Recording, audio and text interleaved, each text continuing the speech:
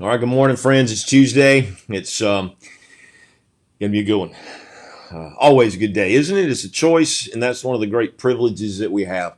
No matter how hard the day before was, and man, I got very little sleep last night. For the record, I was under a deadline of getting a document or a video in to a group that had to have it, and internet issues and couldn't figure it out. I thought I'll do it when I get up, and I thought that's not going to work. I don't have enough time to do anything when I get up. So, middle of the night, brainstorm how to fix it. So, did that. So here we are, right? But it's a good day today, and we're in the book of First Peter, and looking forward to what we got going on, and we're talking marriage today. Now, not in your you have no idea how tempting it is just to want to dive into marriage, but I want to stay in the context of what Peter is talking about. These verses, just like all of Scripture, the depth of them, you can keep just digging and find incredible relevant truth all the way throughout the Scriptures, and come back to them again and find some nuances that are even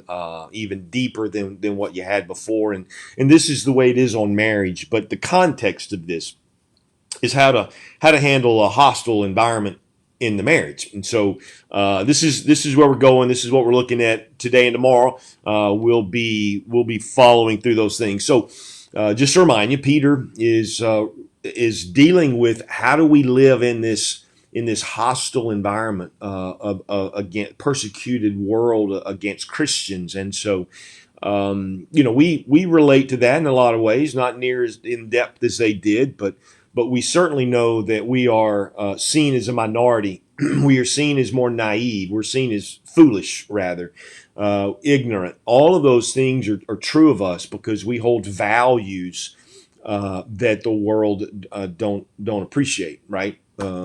And so that's kind of where life is for you and me as well. There's a hostile environment about a Christ follower and about what it means to be a follower of the King. And so in Peter's day, and you can see now he's moving in circles. He speaks of the fact that, hey, here's the answer in hard times, right? Keep your eye on the end game, right? Hey, this isn't our home. There's a future place. That's where we're going. That's where our hope is. That's where our focus is. We're going to enjoy the moment, but we're going to recognize that this isn't the last stop on our tour. We're heading home, and that's where we belong. And so he wants us to understand that. And there should be a holy stirring, really, when life gets hard, to just say, man, I'm ready. I'm ready to just go be with the Lord and my friends that are there, and just enjoy the heavenly city. We're ready for that, right?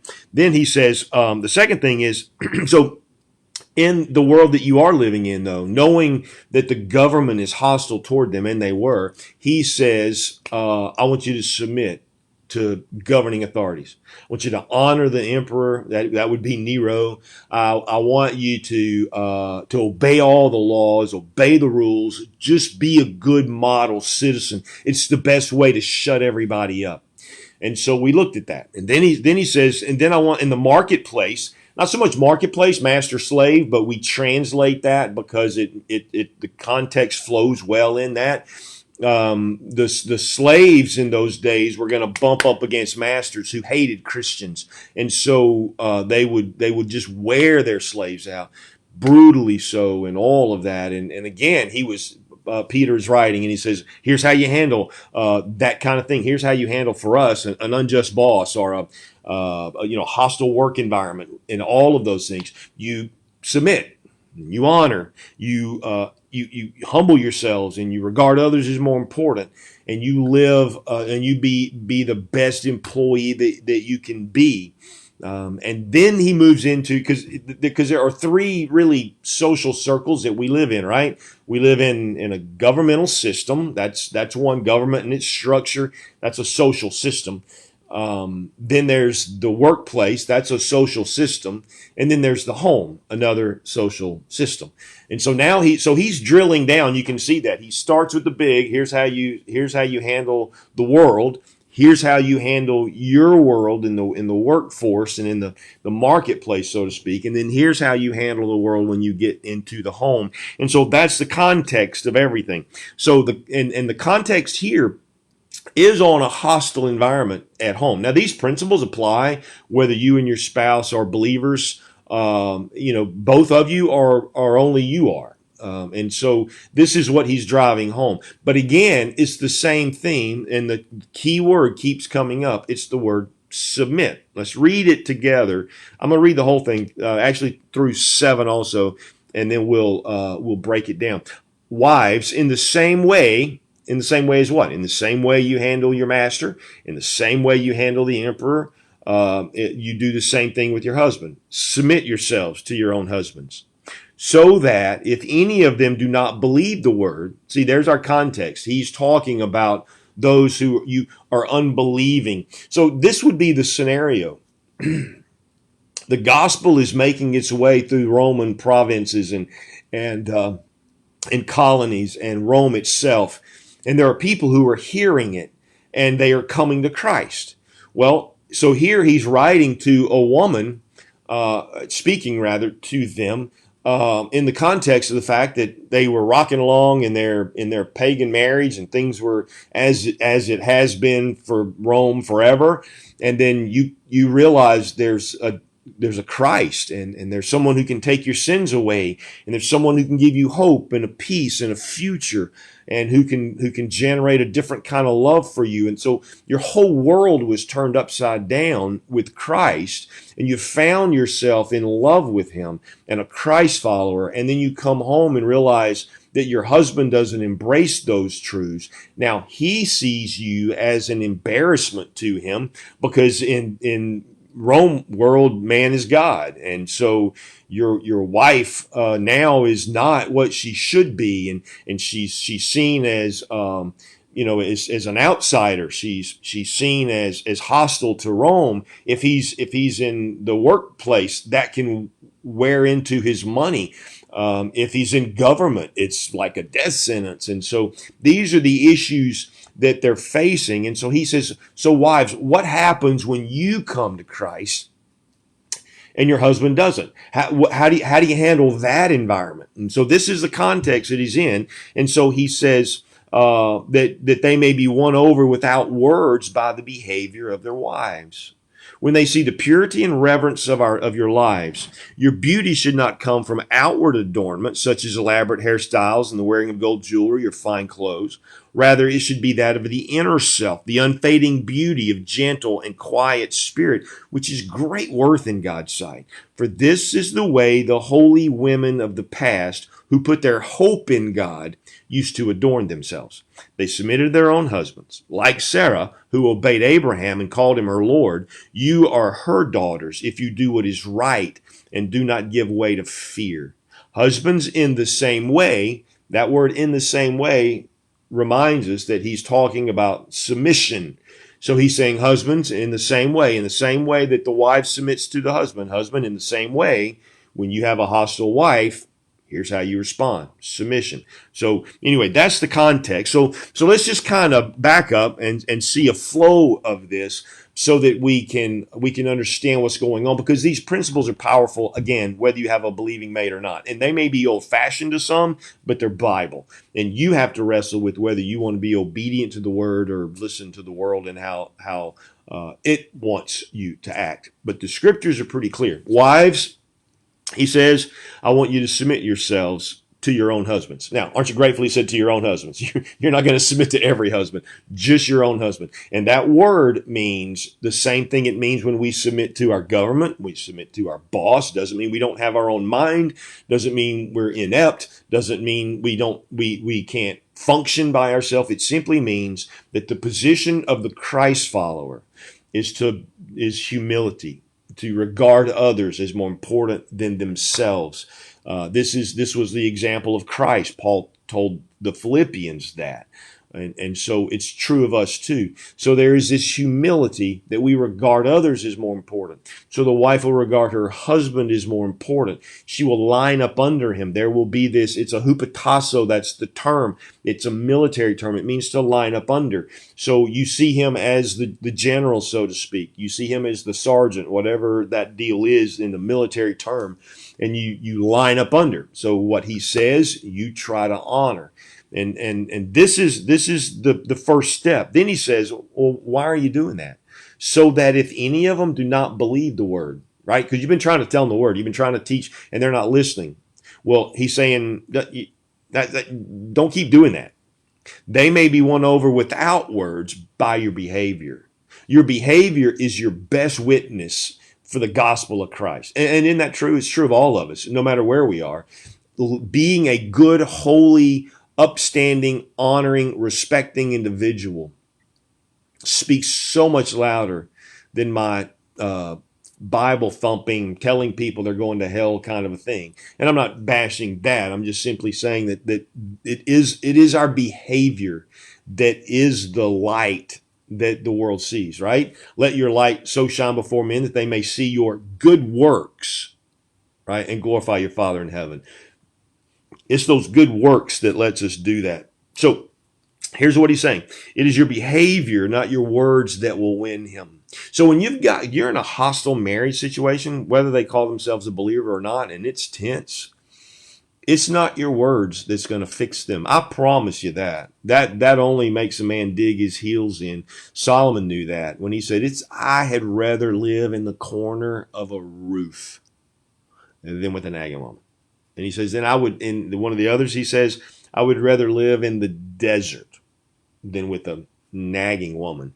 And so there's something about that. I don't have time to dig all into that. It's a lot of fun to talk about, but we don't have time. So let's keep going. He says, how are you going to win them over? By your behavior. Now, what does that behavior look like? What are they going to see? What are you going to be working on? Two things, purity and respect, right? This is what he says. Verse 2, when they see the purity and reverence of your life. That's how you're going to win your husband over, Christian or not. That's how you're going to make your marriage better, because you're going to keep yourself pure. And that doesn't just mean sexually. Purity means in every way that you just allow holiness to begin to permeate your life. The fruit of the Spirit is becoming viable in your life. Can you imagine what it's like to see a wife who is not a Christ follower, and all of a sudden she is, and you don't even understand what's going on, but you see love, and you see joy, and you see peace, and you see patience and goodness and kindness and gentleness and faithfulness and self-control in their life. You have to wake up and notice there's something going on with my wife. I don't like her talk, but man, she's a better woman, right? This is the whole point of that. And then it says, and reverence, that is respect, that you're going to give more respect for your husband because you're serving him as unto the Lord. Because the Lord wants you to serve him, you do so just as if you were serving the Lord. That's how that's how Paul refers to it, and other passages of scriptures do the same. Then he comes into this. Now, he doesn't say don't focus on the outward. Thank God, right? He says, let your beauty should not come, really it says only, some versions don't. Your beauty should not come just from outward adornment, such as elaborate hairstyles and the wearing of gold and fine clothes. He's not saying there's nothing wrong with that. He's saying that's the lesser deal, because beauty is fading, right? And so he's saying, listen, you can do that, but that's not where the gold is. That's not where the money is. That's not where the big prize is. The big prize, rather, is that you should work on the inner self, the unfading beauty, he says, of a gentle and quiet spirit. Now, it's interesting. Every time we teach on this, you've got some woman who's kind of an extrovert, and she's a people person, and she's going to go, I can't be that. And I get that. I totally do. And I love women that have that kind of a vivacious, outgoing type personality. But he's not putting that in contrast. When he says gentle and quiet, He's not using those terms. Gentle means less harsh, right? Gentle. That there's you could be strong. You could go over the top with your husband, but you've reined yourself in, and so you approach him gently. So what's happening is where normally you might have bantered back and forth, you just go, okay. And there's something crazy, scary about a woman saying, "Oh, okay." Right? I mean, it's almost like when they say, "You sure about that?" There's kind of makes guys go crazy, even though we try not to show it. It's kind of like, "Well, I'm not sure." Um, and then he says, "A quiet spirit." That's contentment. That's what that is. That there's a quiet spirit. There's not a restless spirit. Doesn't mean you have to shut up and you can't talk. Be the good little woman. It's not that. It's that there's no longer a restlessness in you. You're not fighting your husband. You may disagree everything with him, but you're trusting that God's going to protect you. And if you take care of him, your husband, God will take care of you. So there's this contentment that comes over you. And this is what he says is precious in God's sight. He says, which is great, is of great worth in God's sight. Then he says, look, just in case you think I'm whacked out and I don't even know what's going on, I'm telling you, go search the scriptures. All the holy women of old did the same thing that we're talking about you doing now. For in this way, he says in verse 5, the holy women of the past who put their hope in God, that's how they adorned themselves. With a gentle spirit, they reined that woman power in, and they had inner contentment. And so you can't wreck a woman like that. And they are a force to be reckoned with because you don't know how to pierce into that. You just look at them and go, okay, well, there's no fight, and you seem content. And this is the point. He says, in fact, they submitted themselves to their own husbands, like Sarah, who obeyed Abraham and called him her Lord. You are her daughters if you do what is right and do not give way to fear. Now, I tried to have that conversation with Tammy about her calling me Lord. It didn't go well, so I'm just Randy, babe, whatever. But it's a weird thing when the culture of that. Okay, Lord. But it was a sign of reverence, and that's what Peter's arguing for here. And then he says, "You are her daughters," and that's a noble woman. Sarah was thought of as very noble. If you do what is right, by what? By not giving away to fear. You got nothing to fear by being a Christ follower in a hostile world. Just do what's right. Just do what's right and trust the Lord. Anyway, powerful truth today. Tomorrow we're going to hit up on the guys and we'll see what happens. Love you guys. I'll see you tomorrow. Have a good night. Day.